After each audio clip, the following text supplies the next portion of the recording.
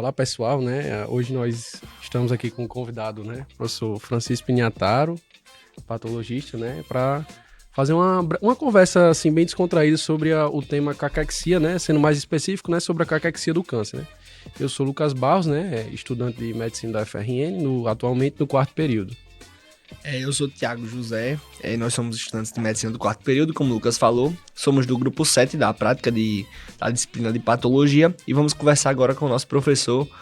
Se apresente, por favor, e fala um pouquinho sobre sua formação, né, sobre quem é você para o público. Certo. Agradeço o convite da turma 7, né, para a gente conversar sobre um assunto tão importante, né, para a formação de vocês. E um assunto que também poucos conhecem, né? Não é muito debatido. Meu nome é Francisco, sou patologista há mais de 30 anos. Me formei na Universidade Federal do Rio Grande do Norte em 89. Fiz residência em patologia, terminei em 92, aliás. E ingressei na universidade em 93, né? E esse assunto, ele é um assunto, como eu já falei, importante para a gente tentar aí desvendar os mistérios dessa entidade aí que existe nos pacientes com câncer. Depois dessa breve introdução, né, a gente vai partir agora já para, de fato, né, começar a falar sobre o nosso tema. Então, professor, a gente gostaria de saber inicialmente assim, um pouco sobre a definição, né, a parte mais conceitual do que seria essa caquexia, né? Bem, a caquexia é uma síndrome que ela é formada por, assim, ela tem vários sinais e sintomas, né? Porque ela envolve vários sistemas do corpo. Como eu já disse anteriormente, é uma síndrome que ela ocorre nos pacientes com câncer e principalmente nos pacientes com câncer na sua fase terminal, né? Então, você vai ter aí no quadro da caquexia, na síndrome, além da caquexia, você tem uma astenia generalizada no paciente, né? Uma perda da força muscular, uma perda da capacidade de se movimentar, né? Ele vai perdendo força e também nós temos aí uma síndrome de desnutrição muito grave, né? Que faz parte da caquexia devido a esse aumento do metabolismo, né? O paciente com câncer terminal, ele apresenta um hipermetabolismo, ou seja, o seu metabolismo aumentado devido à presença do câncer faz com que ele emagreça e perca cerca de 5 a 10% do seu peso de massa magra. E isso vai agravar mais ainda o quadro clínico dele. Muito interessante, professor. A gente ia fazer uma pergunta, né, sobre por qual razão ela ocorre, né?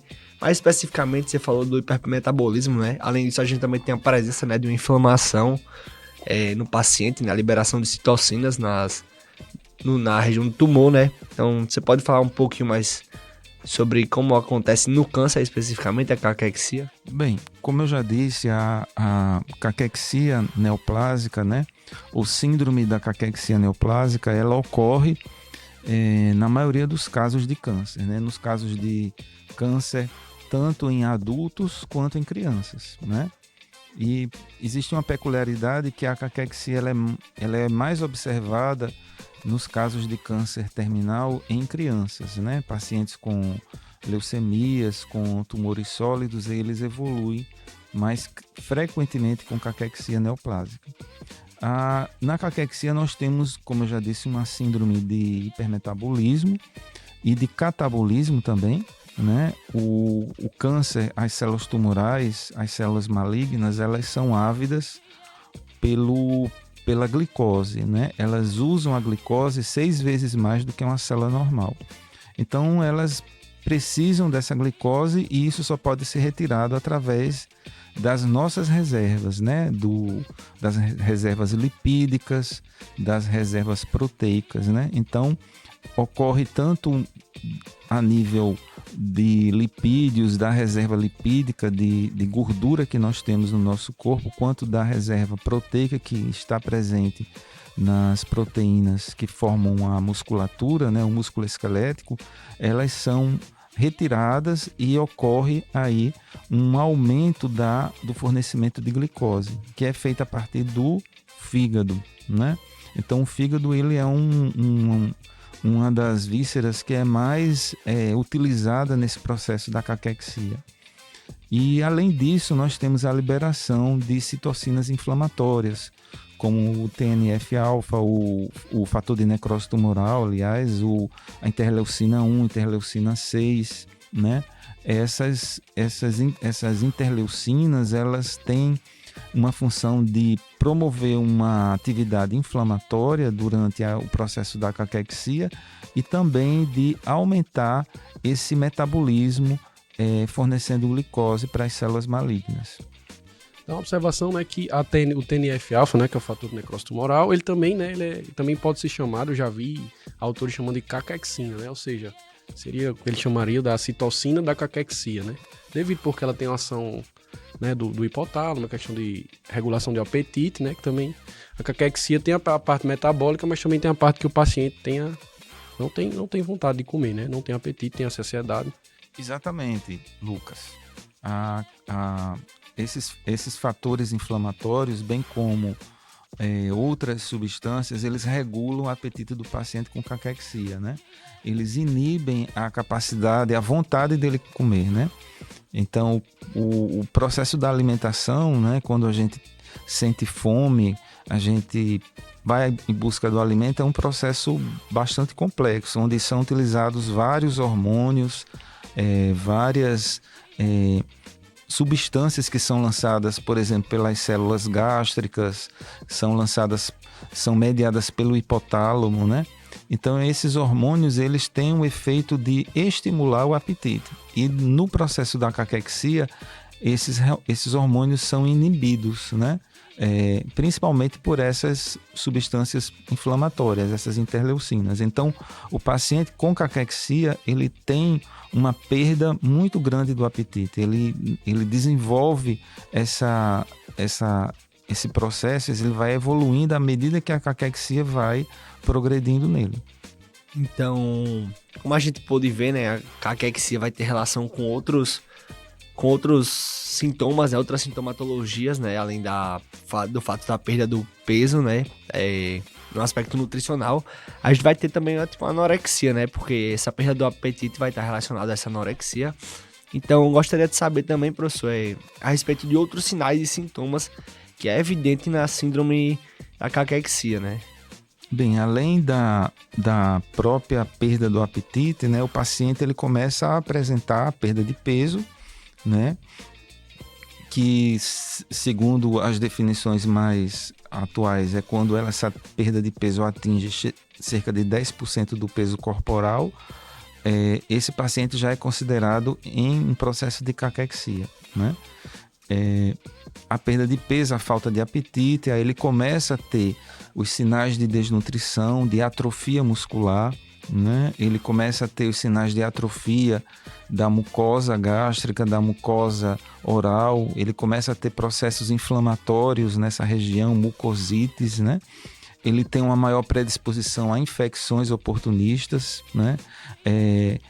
A perda da massa muscular, a perda da proteína também favorece a esse paciente a ele desenvolver escaras de decúbito com mais facilidade, uma dificuldade na cicatrização dessas escaras, né?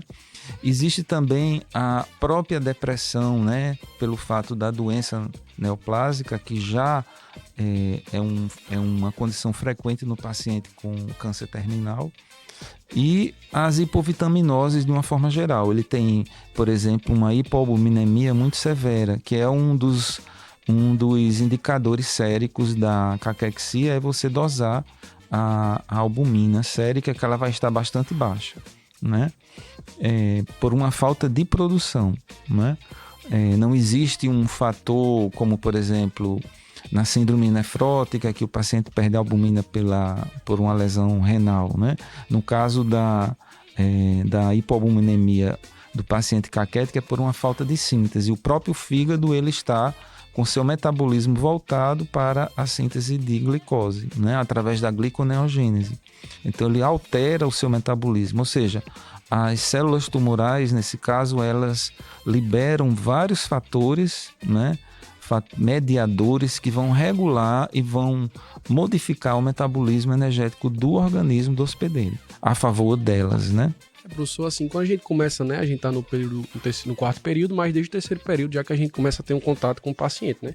Então, né, nessas vezes que a gente vai ao ambulatório, a gente sempre tem que investigar o peso, né? A gente sempre pergunta se o paciente não tem nenhuma perda de peso, como é que eu posso dizer? Não intencional. Então, essa perda de peso não intencional não é uma caquexia ainda, né? Mas tem alguma coisa em comum. A perda de peso, ela pode ser intencional, que o paciente quer emagrecer, ele deixa de se alimentar de forma intencional porque ele quer retirar tal alimento ou ele está fazendo tal dieta, né? No caso, quando essa perda não é intencional, ela deve ser investigada, né? Porque existem várias causas, né? Existem as causas neoplásicas, porque alguns tipos de cânceres, eles podem provocar, por exemplo, os cânceres que ocorrem no tubo digestivo, eles já podem provocar uma perda de peso muito precoce, por um quadro de obstrução, por um quadro de síndrome de má absorção, né? Isso aí pode acontecer. E, no caso aí, a caquexia não estaria realmente instalada, né? Mas já ocorre a perda de peso, né? E deve ser investigadas outras causas. Existem outras causas de perda de peso. Nós temos aqui a presença da tuberculose pulmonar, que causa perda de peso, as doenças consumptivas, né? As doenças autoimunes, a própria SIDA, né? Ela pode causar perda de peso. E isso tudo deve ser colocado no diagnóstico diferencial do médico, na hora que ele está investigando. Lógico que sempre que se identifica perda de peso num paciente previamente rígido, né, que não tinha isso anteriormente, a neoplasia ela deve ser um dos primeiros diagnósticos diferenciais a serem investigados. Tem algum padrão que a gente consegue identificar para fazer o diagnóstico de um paciente, se ele está com essa síndrome, se ele ainda está no estágio inicial ou mais avançado? Então, é um conjunto de sinais e sintomas, né? Assim, eu não saberia lhe dizer, lhe informar com certeza se existe um exame ou um exame que possa diagnosticar essa síndrome. Eu acho que é um diagnóstico que é feito a partir de um conjunto de sinais e sintomas que o paciente tem, a perda de peso, o fato de estar com câncer terminal, né? Porque ela é mais comum nos pacientes com câncer terminal, apesar dela poder ocorrer em pacientes com câncer na sua fase inicial, ou seja, o paciente já começar a apresentar desde o início, na hora no momento do diagnóstico do câncer, ele já tem um quadro de caquexia, né? Mas você tem que avaliar o aspecto externo do paciente, a cor da pele, o estado nutricional, né? A falta de apetite que ele vai apresentar, né? E tudo isso além dos exames laboratoriais e o próprio estadiamento do câncer, né? Porque provavelmente um paciente com caquexia, ele já tem um diagnóstico prévio de neoplasia, ele já passou por algum tratamento, né? Então, o diagnóstico é baseado nesse conjunto de informações, a meu ver. Então, professor, também gostaria de saber se essa síndrome caquética, né, ela tem alguma prevalência em tipos específicos de câncer, se você sabe me dizer. Sim. Existe, por exemplo, os tumores mais sólidos, né? Os tumores como, por exemplo, os carcinomas de pulmão, os carcinomas do tubo digestivo, de cabeça e pescoço, eles têm uma maior prevalência maior frequência de caquexia. Por exemplo, os tumores que ocorrem no tubo digestivo é fácil a gente entender porque está no trato alimentar, né? Um câncer de esôfago vai causar uma estenose do principal, do início do processo da digestão. Então o indivíduo vai ter uma série de sintomas que vai dificultar a deglutição, vai dificultar a digestão, né? A ingestão do alimento. E da mesma forma o pulmão vai causar quadros de perda de peso, vai causar também alterações no apetite do paciente, né? E se nós fizermos uma comparação, por exemplo, o câncer de próstata e de mama comparado com os cânceres do tubo digestivo, os cânceres do trato gastrointestinal, eles têm maior frequência de produzir caquexia neoplásica do que o câncer de mama e o câncer de próstata. Isso não significa que um paciente ou uma paciente com um câncer terminal de mama ou de próstata não venha apresentar, né? Porque ela é muito frequente e não existe até uma classificação da caquexia primária e da caquexia secundária, né? A primária seria aquela realmente causada pelo tumor, pelos mediadores químicos liberados pelo tumor, pela necessidade da célula neoplásica de glicose, ela modificar o metabolismo energético, né? Então ela retira essa glicose das reservas do hospedeiro. E a caquexia secundária é justamente essa que ocorre devido a uma obstrução tumoral, a uma síndrome de má absorção, um tumor de esôfago estenosante, um câncer de tubo digestivo que causa estenose, por exemplo. Ele vai causar caquexia porque o paciente vai deixar de se alimentar, porque não está conseguindo se alimentar, não está conseguindo evacuar, não está conseguindo absorver os alimentos por causa da massa tumoral.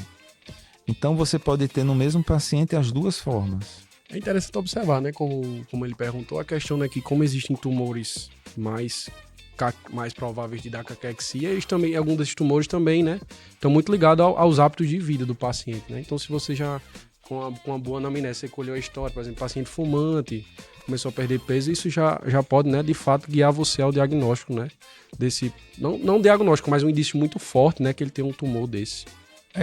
Isso aí nós estamos falando de diagnóstico, né? Que no caso o diagnóstico do câncer é um conjunto de procedimentos que você faz, né? Que você tem, são armas, né? Que nós temos contra o câncer que podem ser utilizadas para o diagnóstico precoce.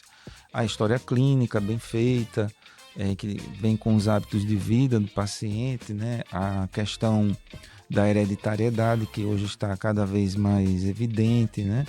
E a pesquisa através de exames séricos, de exames de biópsia, de citologia, que vão diagnosticar realmente o câncer, né? Então, essa orientação é feita a partir do exame clínico, né? A caquexia, ela é um quadro mais avançado, né? Que você já vê no paciente mais terminal, né? Então é aquele paciente que já entra para cuidados paliativos, né? Existe muito questionamento com relação ao tratamento, se deve ser feito ou não, né? A reposição através de você fazer nutrição, utilizar um nutricionista, né? Especialista nessa área para repor essa perda de nutrientes que o paciente está tendo, né? Ou até mesmo você utilizar estimulantes do apetite, que eles usam também, né? Então, isso é questionável porque muitas vezes não vai surtir um efeito. O paciente não vai ter uma melhora tão abrangente do seu quadro nutricional e ele vai continuar caquético e muito provavelmente vai a óbito por causa dessa caquexia ou de suas complicações.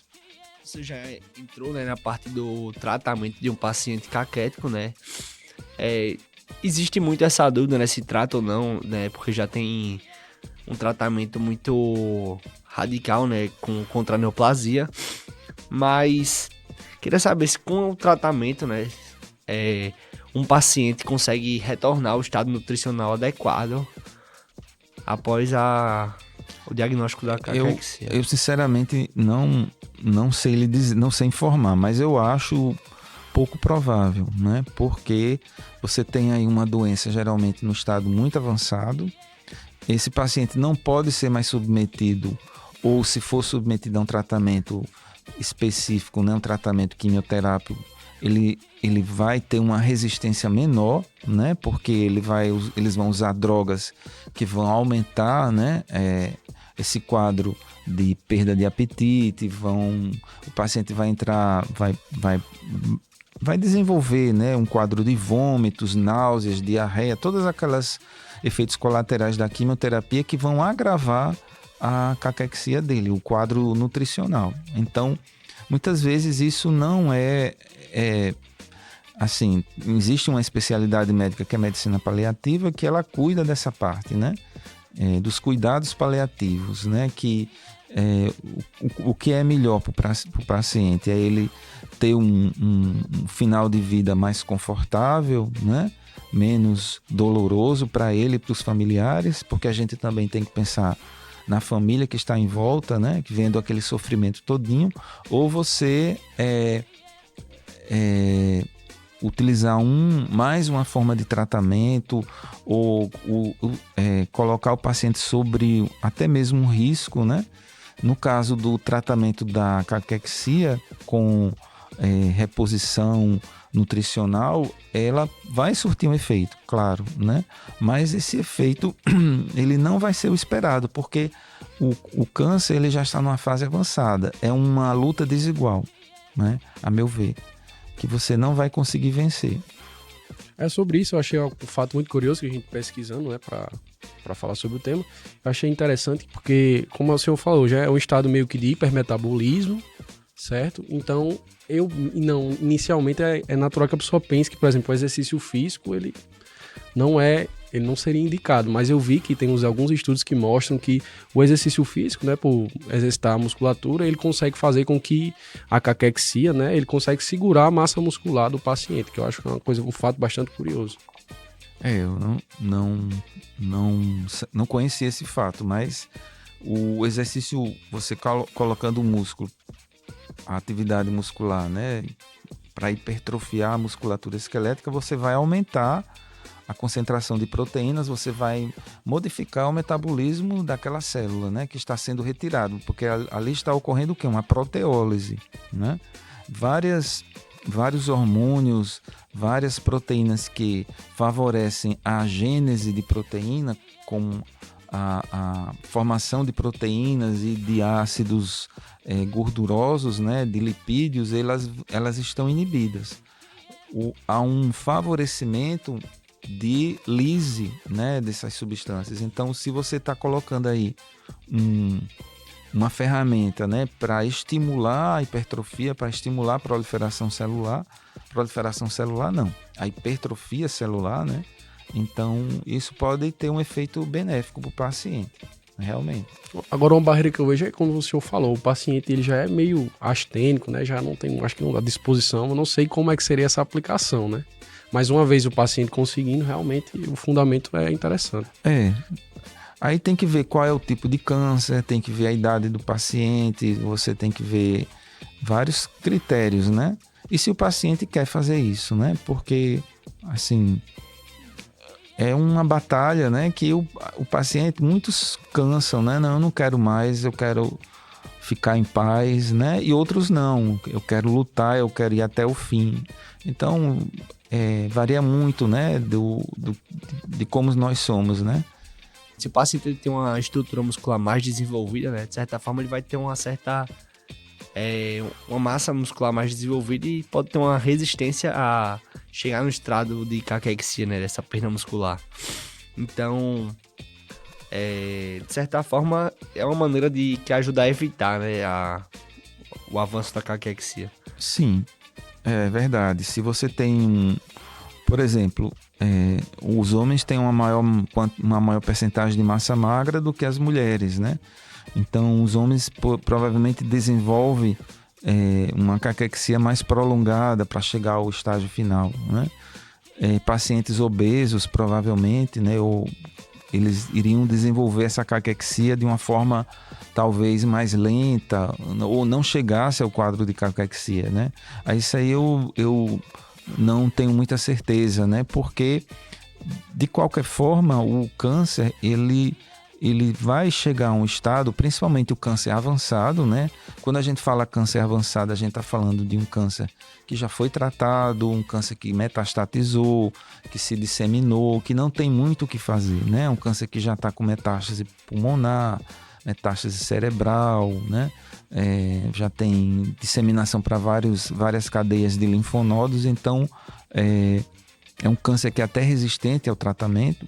Então, nesse caso, a caquexia ela pode evoluir mais rápido, né? Mas num paciente com um quadro nutricional melhor, isso aí pode ser, digamos assim, mais demorado, realmente. Então, professor, a gente já pode começar a parar para pensar no que a população geral tem certa curiosidade, né, sobre essa perda nutricional no câncer, né? Então, um paciente, se você se colocar no lugar de um acompanhante de um paciente, algum parente seu que está com esse quadro de caquexia, né? O que você aconselharia a esse acompanhante, o que ele poderia fazer para ajudar ao seu parente para evitar chegar nesses estágios mais avançados? Então, um recado. Bem, o que eu faria, né? Se fosse, por exemplo, um parente meu, um irmão, minha mãe, eu procuraria dar o melhor conforto, né?